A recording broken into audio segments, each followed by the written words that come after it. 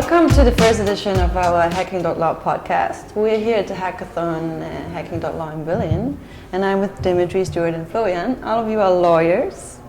And Dmitry, I start with you. Yeah. You are also a part of a startup that is developing a chatbot for consumer protection. Can you explain me, first of all, very shortly, what is a chatbot and why do we need it for our consumer rights? Well, I can go one layer deeper a little bit.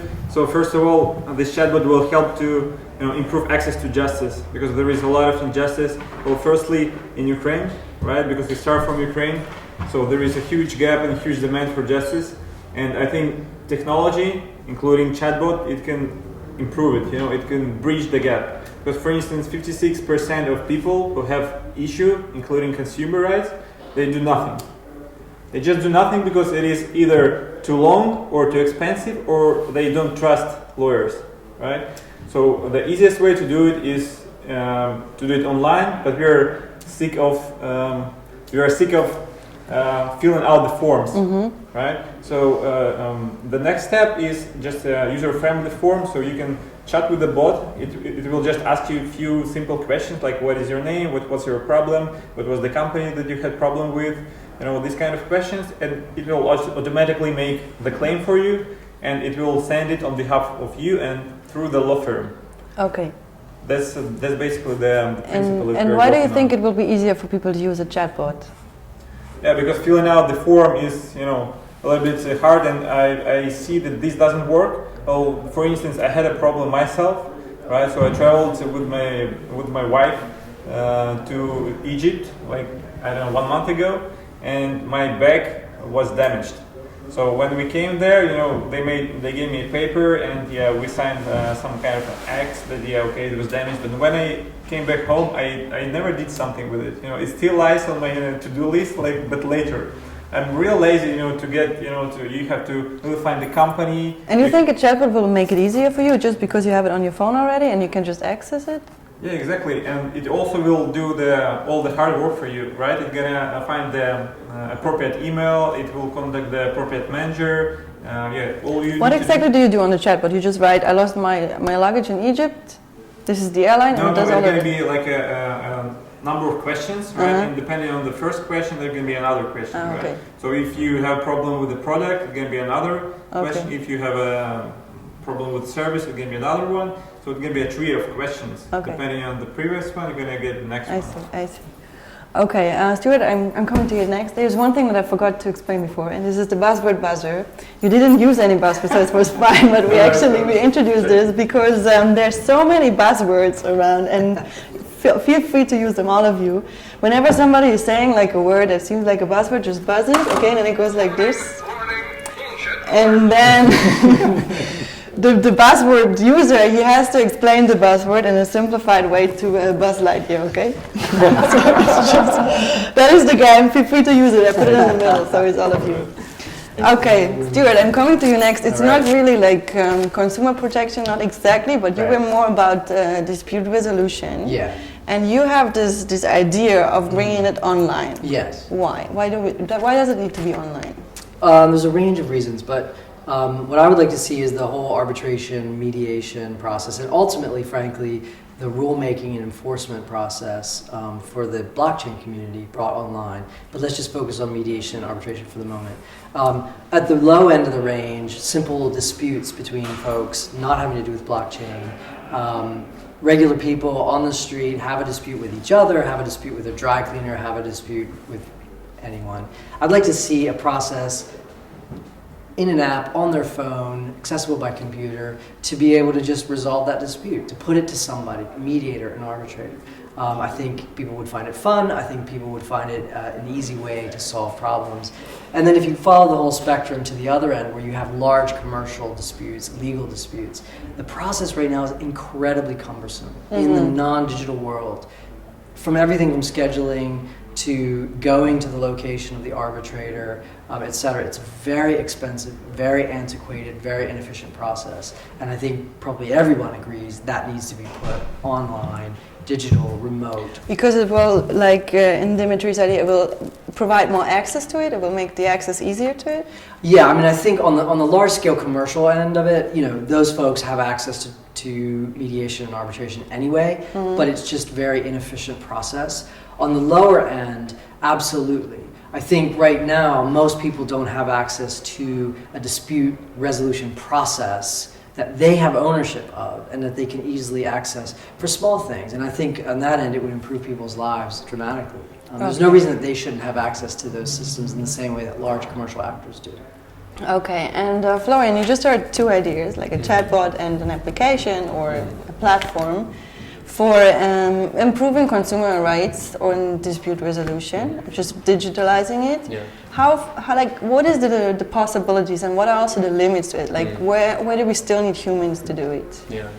So I really like both ideas. For me, the chatbot is a new kind of more intelligent, more interactive interface to something that we have realized actually quite a while ago, that it's a great way to digitalize legal advice through decision trees. And the chatbot carries you in a really engaging and intelligent fashion through a decision tree. And what comes out in the end is very customized and potentially highly valuable legal advice. But the chatbot can do this better than a human lawyer?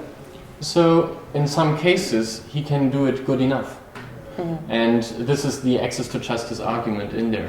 If it's good enough and it's very cheap compared to the head of a lawyer, then I think it's an idea worth pursuing. So I'm very happy that you guys are building this. And in general, I think like if we look at the legislative side, there has already been a new EU directive on online dispute resolution for the whole of Europe. Okay. So this is a topic, the digitalization of consumer rights, that is a phenomenon that we see in all kinds of aspects of society. And the blockchain community, which is, so the blockchain, so yeah, blockchain, sorry, you we were in the wake of it. Yeah, so okay, blockchain is I should have done it with you also use blockchain actually. So from the legal or from a legal perspective, the blockchain offers this really new possibility of how to digitize relationships between people and assets and corporations and so on. And relationships always carry with them the need for dispute resolution on some stage. And this needs to be online. Well, the blockchain is natively digital and online as an infrastructure. So there is a need from two sides to really digitize dispute resolution, both from a access to justice argument, but also from a let's make the blockchain an accessible infrastructure for the mainstream. And this is why I think it's a great idea what Stuart is suggesting. And what Stuart is suggesting in a bigger context goes much further even. I think the big word is governance. How do you do governance between contractual parties, or in some sense the citizens of a nation are also contractual parties to a social contract, right? So how do you digitize that? And now we're talking about e-governance and e-government services and so on. So this is, everything is connected. But are there also limits to it? What like, is there something we can digitalize it? If we go back to the chatbot example, what the chatbot introduces compared to a form field is some kind of intelligence, because you just answer one question after another, and the questions have an interdependency with some intelligent mechanism telling the bot which questions to ask. This kind of intelligence, I think, has an inherent limit and cannot ultimately replace the thought processes in the human brain. To me, there is a philosophical limitation. People call it hard AI problems. So I think the chatbot is perfect for what it does, but the chatbot will not ultimately replace humans in the legal system. I think the legal system itself cannot be explained without the human mind in it. So, Dmitry, can I just ask here, how can the lawyers benefit from the chatbot? Like we said, they're not going to be entirely replaced. It means there will still be lawyers. How can they benefit from this? Yeah, it's, as Florian said, it is a mindset issue also and a business model issue, right? As long as companies bill per hour, it is not lucrative for them to hire a chatbot because it's gonna do this work very, very cheap. And You they mean cannot, law companies?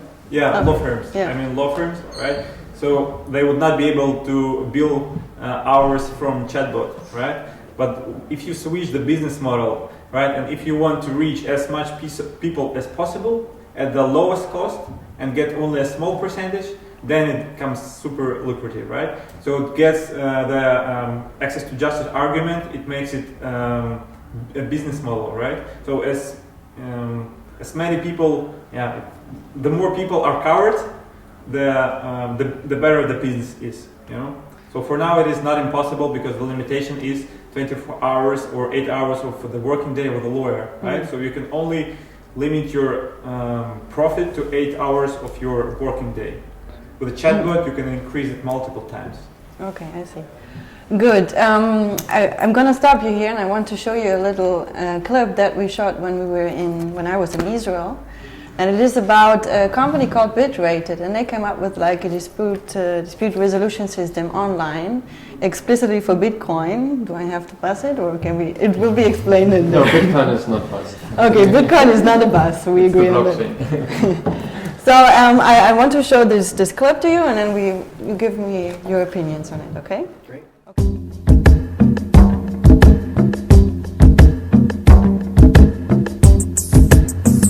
Today we're at the Bitcoin Embassy in Tel Aviv, and I'm here with Nadav Ivki, the founder of BitRated. Hi Nadav. Hi Alice.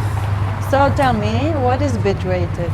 BitRated is a trust platform for Bitcoin that provides fraud prevention and consumer protection mechanism for Bitcoin transactions. Okay, that's a lot of definition, lots of buzzwords, and I would say we play a little challenge, which is explain like I'm 5, and you explain to us like in a very simple way what BitRated is doing. Okay, let's go inside.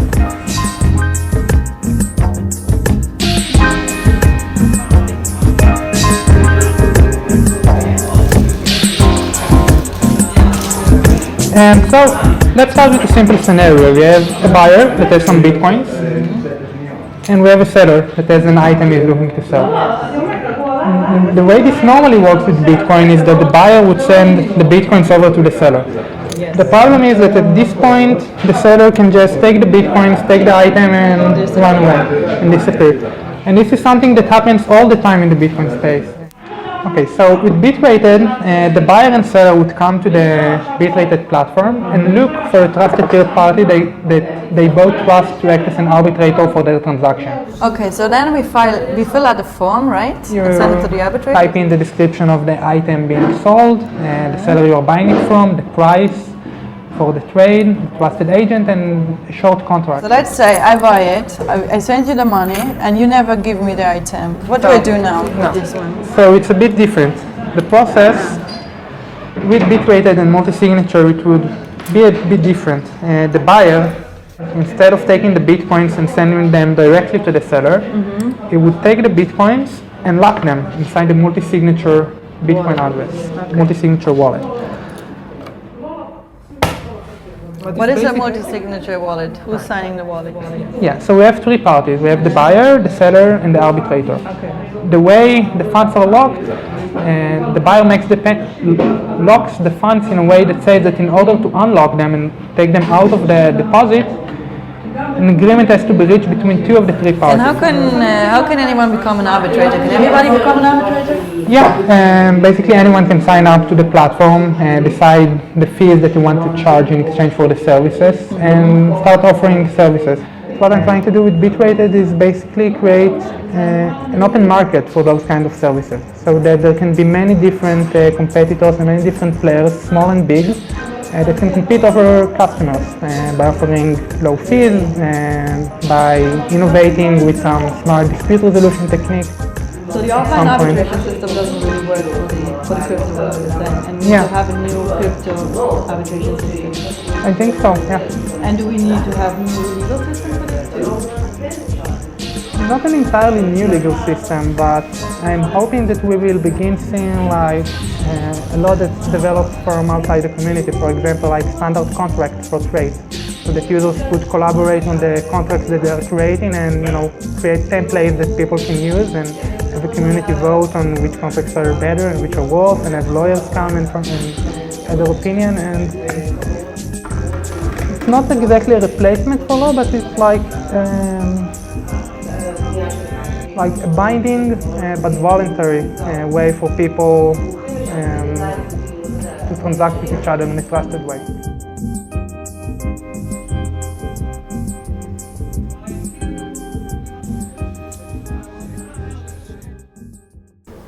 Stuart. Yes. Tell me, is this something you had in mind? Is this something that is a useful idea for dispute resolution online? What we saw there in the video is absolutely something that's useful, and it's essential in some of the mechanisms that are being built in the distributed blockchain space, which Florian was talking about earlier. That is really an escrow system. Could you please explain what escrow in the plain words? And take the Buzz Lightyear, please. So, Buzz, an escrow is when money is held by a third party as a caretaker, and there's a trustee over that money who can make the decision as to whether or not that money should be released. Did you get it? Yeah, he did. He's smiling. He's very happy. So what we saw in that example is really an escrow system. And so yes, that is a form of an arbitrator, because somebody has to make the decision as to whether or not the money should be released. It's the people that make the decision. Yeah, and either party can dispute how that's being done. So what I'm talking about is something that's much more inclusive than that, and that would deal with situations where there's an actual conflict. Mm-hmm. Where there's an escrow, there's not necessarily a conflict, but that person is standing there as a caretaker to make sure that if something goes wrong, they can intervene. But if you have a platform that allows for arbitration and mediation, which is also needed in the blockchain space with smart contracts. Smart contracts, I was so waiting for it. So smart contracts, that is a hard one to explain. But basically, smart contracts are code that can carry out transactions, and they can carry them out automatically.